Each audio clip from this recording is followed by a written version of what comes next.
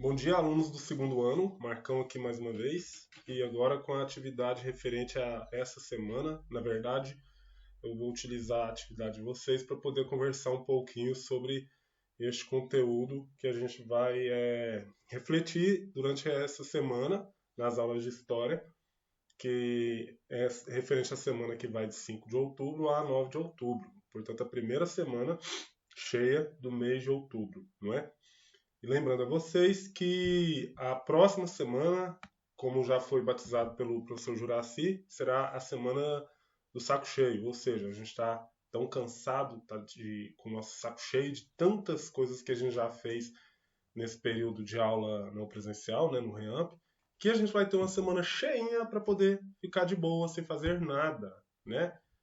Então, se você não sabia ainda, estou te dando spoiler. Semana que vem nós não teremos aula nenhum dia. Então, você pode descansar à vontade. Eu acho que eu vou dormir a semana inteira. Só que não posso. Mas eu vou descansar dessa loucura aqui de computador, essa loucura aqui de celular, essa loucura de fazer aula, essa loucura de produzir. E vocês também, graças a Deus. Nós merecemos. Então, vamos lá. Coloquei um mapa mental aqui para falar do primeiro reinado. E você vai responder as atividades baseadas nesse mapa mental. Então, vamos aqui com o primeiro reinado. O primeiro reinado, ele nasce aí com dois partidos, né? O Partido Português e o Brasileiro. Esse primeiro reinado ele vai de 1822 até 1831 e o nosso imperador é o Dom Pedro I, como nós vimos na aula anterior. Então, nós tínhamos dois partidos políticos no Brasil. O Partido Português, que era formado sobretudo por grandes comerciantes, pelos comerciantes aqui do Brasil, e o Partido Brasileiro, que era formado pelos grandes latifundiários, ou seja, os grandes fazendeiros, os futuros barões do café, que vão comandar a economia brasileira. Você viu lá no nono ano, e você vai ver também no terceiro ano que vem, eles vão comandar a economia, e uma vez comandando a economia, eles vão comandar a política no Brasil. A gente vai observar isso. E logo de cara é aprovada uma Assembleia Constituinte, a do ano de 1823, e essa Assembleia Constituinte ela fica conhecida como a Constituição promulgada, como Constituição da Mandioca. Na verdade, ela nem foi promulgada, né? Ela não entrou em vigor. Por quê? Porque ela limitava o poder do imperador e também excluiria os portugueses do poder. Então foi uma Constituição feita com viés do Partido Brasileiro. Ela foi feita mais para defender os interesses do Partido Brasileiro e dos latifundiários fazendeiros brasileiros.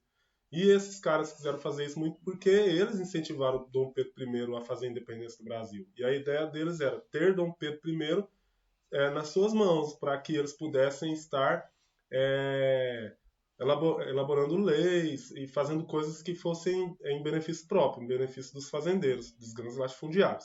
Não é isso? Então, essa Constituição ela quer limitar os poderes do imperador e ela exclui os portugueses do poder, uma vez também que essa galera tinha medo de ser restaurada o Império, Portugal voltasse a dominar o Brasil e transformar o Brasil numa colônia. Mas aí o Dom Pedro I não aceitou essa proposta e ele coloca de prontidão as tropas brasileiras para poder desfazer essa Constituição. E esse momento fica conhecido como a Noite da Agonia, né, que aconteceu no dia 12 de novembro de 1823. E aí essa Constituição não foi aceita. Agora, por que essa Constituição chama Constituição da Mandioca? Ela é uma Constituição que, entre outras coisas, trazia um artigo que dizia o seguinte: para você ser eleitor, você precisava ter uma renda anual equivalente a 400 mil réis em farinha de mandioca. Era só digamos assim, uma base que eles criaram para que você pudesse ser esse eleitor. Então, para você ser eleitor, você tinha que ter uma quantidade de produção em farinha de mandioca. Para você ser deputado, você tinha que ter uma quantidade maior, e para você ser senador, uma quantidade maior ainda. Então, não eram todas as pessoas que votavam. porque não era todo mundo que conseguia produzir, ou todo mundo que conseguia produzir riqueza, né? Equivalente a essa grande quantidade de farinha de mandioca. Porque esse foi um, um termo, foi algo que eles criaram para dar base para que você tivesse um ganho. Então, tal pessoa tem tal ganho que equivale a essa quantidade de farinha de mandioca produzida. Então, esse cara pode votar. Você não tem, você não pode votar, certo? Então, era o voto censitário, ou seja, acho que a gente até falou sobre isso. O voto censitário é aquele que você precisa comprovar renda para votar.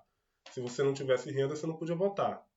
Ok? Então, já tinha eleições nessa época, mas não para todos os cargos. Então aí vem a Constituição de 1824, e essa Constituição ela é outorgada, ou seja, ela é imposta pelo Dom Pedro I. E essa Constituição ela centraliza o poder na mão do imperador, porque ela cria o quarto poder. Você tinha três poderes, muito inspirado nas ideias do iluminismo que a gente viu com o Barão de Montesquieu, executivo, legislativo e judiciário. Só que além disso é criado o quarto poder, e esse quarto poder, ele dava força para o imperador de anular qualquer poder, aliás, qualquer lei, qualquer mecanismo, qualquer coisa criada pelos outros poderes. Então ele podia interferir no poder executivo, no poder legislativo e no poder judiciário, certo? Então o poder moderador dava um poder ao Dom Pedro I que o transformava em um rei absolutista, um imperador absolutista. Então ele ficou com muito poder na mão. Né? Então, você vê a independência, vê a ideia do iluminismo vir para o Brasil, essa ideia do iluminismo ela vem e acaba sendo muito difundida no Brasil, influencia vários movimentos de luta pela independência do nosso país, mas quando você vai ver a independência acontecer, você observa que o imperador ele faz isso. Ele cria um mecanismo para ficar com o poder absoluto em suas mãos. Então, o iluminismo, ou mesmo a Revolução Francesa, influencia as coisas até quando aquele cara que está no poder acha necessário. Se começa a mexer no poder dele, começa a mexer no poder das pessoas que estão no controle da sociedade, aí eles vão falar, epa, peraí, vamos cortar isso aqui é bom, mas isso aqui não é bom. Então isso aqui a gente não vai adotar. Né? Então essa independência não atinge todas as pessoas. Então essa Constituição continua com essa questão do voto censitário, né? Poder moderador, depois o voto censitário, que é por renda, que a gente já falou. É criado o padroado e o beneplácito. O que é o padroado? A igreja passa a ser subordinada ao Estado. Como assim? O padre recebe salário do governo. Então o padre era como se fosse um funcionário público. E a igreja acaba controlando, o governo acaba de certa forma controlando a igreja, né? Então, o governo vai construir as igrejas e tudo, e a igreja fica meio que subordinada ao governo, ao Estado, ao Brasil. Isso aí só vai acabar em 1889 com a primeira Constituição da República, que vocês vão estudar mais para frente. E também o beneplácito. Toda a ordem vinda de Roma passava primeiro pelas mãos do imperador. Então é o que eu estou falando. O Papa dava uma ordem, o imperador liberava, observava essa ordem primeiro, para depois ele deixar que fosse posto em prática. Isso no caso da igreja. Continuando aqui, ó, a manutenção do latifúndio e da escravidão negra. Então, o grande latifúndio, a grande fazenda, ela continua existindo, né? Aqui a gente pensa na ideia da reforma agrária, que é uma ideia, uma bandeira de luta do socialismo, que a gente estava falando outro dia aí nas nossas aulas passadas, né? Então, a reforma agrária ela tem a ideia de pegar esse latifúndio, tomar das mãos do grande latifundiário e distribuir para as pessoas que não têm terra, né? Isso na ideia do socialismo. Bom, aqui no Brasil vários governos implementaram medidas de reforma agrária e a gente sabe que isso já aconteceu muito no nosso país. Terras que foram desapropriadas e pessoas que não tinham terra elas foram alcançadas por esse programa de reforma agrária no nosso país. Tem até um movimento forte, que com certeza você já ouviu falar, chamado MST, né? Movimento Sem Terra, que milita nessa questão para lutar por reforma agrária, por distribuição de terras. Certo? Dentro desse governo, então, após a promulgação da Constituição, esqueci de falar, a escravidão foi mantida. Continuaram com a escravidão no Brasil. Esse processo de abolição da escravidão, ele vai demorar, na verdade, ele já começa a acontecer aí no século XIX em várias regiões do mundo. Nos Estados Unidos vai demorar um pouco para acontecer, mas vai acontecer. No Haiti foram os escravos que fizeram a independência daquele país, por isso que eles influenciaram o movimento ou melhor, por isso que a Inconfidência Baiana se inspirou nos haitianos, porque foram eles que fizeram a independência lá, e aí os mais pobres na Bahia tentaram fazer a independência também, não deu certo, né? Mas a escravidão permaneceu. Foi aquilo que eu falei para vocês. Então, essa ideia de liberdade, igualdade e fraternidade, ela vai só até quando ela mexe com os meus interesses. Aí o cara vai falar, opa, peraí, isso aqui não, vamos cortar, porque senão a gente não vai ter mão de obra, não vai ter gente para trabalhar nas nossas lavouras de café, por exemplo. Né? A escravidão vai acabar mais no final do século, como a gente ainda vai ver também. A Confederação do Equador foi uma reação a essa Constituição, que eles consideraram muito autoritária. No ano de 1824, então, na região do Pernambuco, Ceará, Rio Grande do Norte, Paraíba e Alagoas, estoura um movimento separatista. O que é isso? Esses estados queriam se separar do Brasil e fundar uma república federalista. Né? Então eles queriam romper com o Brasil justamente por conta do Dom Pedro I partir para muito para essa Constituição super autoritária, né, que foi outorgada em 1824. Então tá aqui os motivos: a indignação com o governo de Dom Pedro I, e aí depois o Império reprime o levante, e um dos líderes do movimento, o Frei Caneca, ele acaba sendo executado.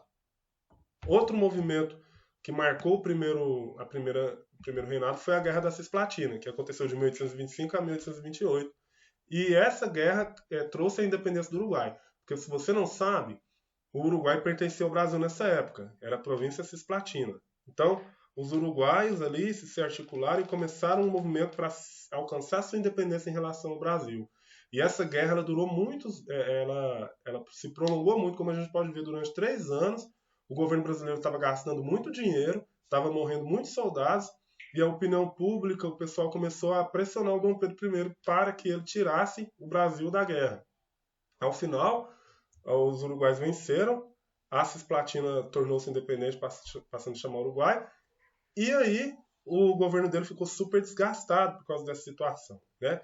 E aí a gente vai caminhar para a questão sucessória do trono português, ou seja, a sucessão, a troca do rei, a troca do imperador. O Dom Pedro I já está muito desgastado no Brasil, o Partido Brasileiro começa a pressionar cada vez mais pelo fim do governo dele, e para agravar a situação ocorre o seguinte: o Dom João VI morre, que é o pai dele, que você se lembra muito bem, aquele camarada que teve que ir embora para Portugal quando aconteceu a Revolução do Porto, a gente viu na aula passada. Ele foi embora e deixou o filho dele aqui para governar o Brasil como príncipe regente, e o filho dele fez a independência. Então, quando Dom João VI morreu, quem é o herdeiro do Dom João VI ao trono português? Muito bem, isso mesmo, é o Dom Pedro I, é claro, ele é o filho mais velho do Dom João VI. Então ele agora está em um impasse. Ele é rei do Brasil, imperador do Brasil, mas agora tem direito ao trono português. Será que ele vai governar os dois? Será que ele vai dominar Portugal e agora Portugal vai pertencer ao Brasil? Ou será que o Brasil vai pertencer a Portugal novamente? Não pode acontecer nenhuma dessas coisas, né? Porque o Brasil já era independente e já tinha sido reconhecida essa independência. Então, o que o Dom Pedro faz? Ele renuncia ao trono português em favor da sua filha para permanecer no Brasil. Mas a filha dele ainda era jovem, e aí o irmão dele assume o trono e dá um golpe. Quem é o irmão dele? O Dom Miguel. O Dom Miguel assume o trono lá, porque o Dom Miguel ia ficar como tutor, né, como regente, até a filha do Dom Pedro ter idade suficiente para governar Portugal, mas ele dá um golpe e fala que não vai deixar mais, agora ele vai ser o rei de Portugal. E aí o que o imperador faz?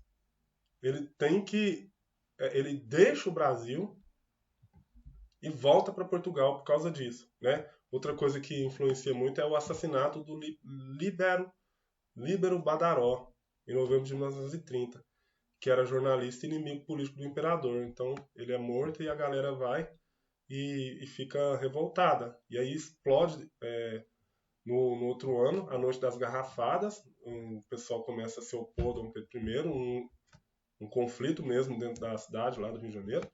E o Dom Pedro I acaba abdicando ao trono do Brasil em dia 7 de abril de 1831, em favor de seu filho menor, que no futuro será Dom Pedro II. E aí ele volta para Portugal para recuperar o trono que o Dom Miguel havia usurpado, né? E aí ele deixa Dom Pedro II, né, o Pedro de Alcântara, para ser o imperador do Brasil. Mas só que o menininho tinha apenas 5 anos de idade. Ele não vai poder governar o Brasil. E aí, como que foi resolvida a situação? A gente vai descobrir no próximo capítulo, na semana que vem. Ou melhor, na outra semana, né? Então era isso. A atividade que vocês vão fazer é essa aqui, certo? 4 questões apenas. Tenho certeza que você vai se dar super bem, né? E é isso aí. Um forte abraço a todos vocês e até a próxima.